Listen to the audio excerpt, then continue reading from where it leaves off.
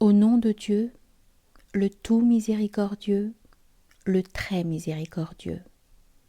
Seigneur, tu as répandu tes bienfaits, ajoute-y un surcroît de grâce.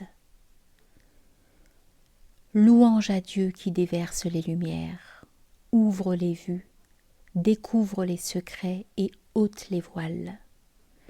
Et que la prière soit sur Muhammad, lumière des lumières, Seigneur des justes, bien-aimé de celui qui impose sa volonté, annonciateur de celui qui pardonne, avertisseur de celui qui triomphe, qui dompte les infidèles et confond les impies, ainsi que sur sa famille et ses compagnons bons, purs et vertueux.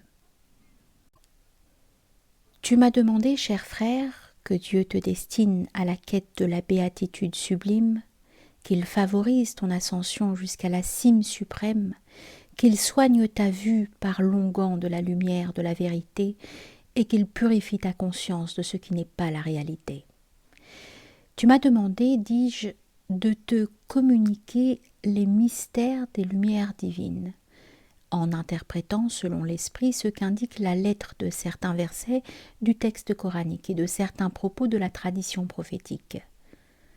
Notamment la parole divine « Dieu est la lumière des cieux et de la terre », que représente donc, selon ce symbolisme, le tabernacle, le verre, la lampe, l'huile et l'arbre,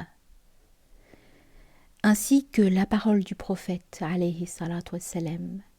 Dieu a 70 voiles de lumière et de ténèbres. S'il les enlevait, les gloires fulgurantes de sa face consumeraient quiconque serait atteint par son regard. Par cette demande, tu te hisses jusqu'à un sommet difficile, trop élevé pour être atteint par les regards, et tu frappes à une porte close, qui ne peut être ouverte qu'aux savants enracinés solidement dans la connaissance. D'autre part, tout mystère n'est pas dévoilable ni divulgable, et toute vérité n'est pas exposable ni susceptible d'être montrée clairement.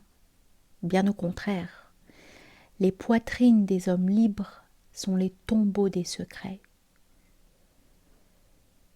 Un sage a déclaré que répandre le mystère de la condition seigneuriale est infidélité.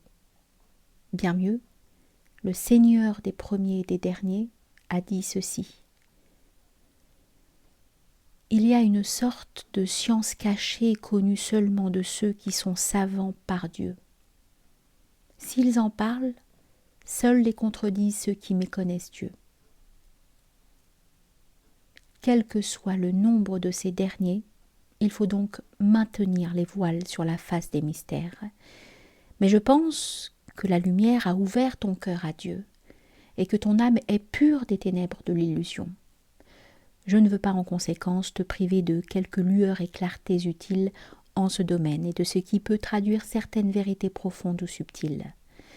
Tenir éloignés de la science ceux qui en sont dignes est tout aussi grave en effet que de la communiquer à ceux qui en sont indignes. Faire don d'une science à des gens déraisonnables, c'est l'égarer. En priver ceux qui la méritent, c'est commettre une injustice. Mais il faudra que tu te contentes de courtes indications et de brèves allusions. La pleine démonstration du sujet réclamerait un exposé préliminaire de certains principes et un commentaire développé de leurs conséquences. Or, je n'en ai présentement pas le temps et mes pensées et mes préoccupations actuelles ne s'y prêteraient pas. Les clés des cœurs sont dans la main de Dieu. Il les ouvre quand il veut, comme il veut, et par les moyens qu'il veut. Pour l'heure, ce qui s'ouvre à toi se présente sous la forme de 3 chapitres.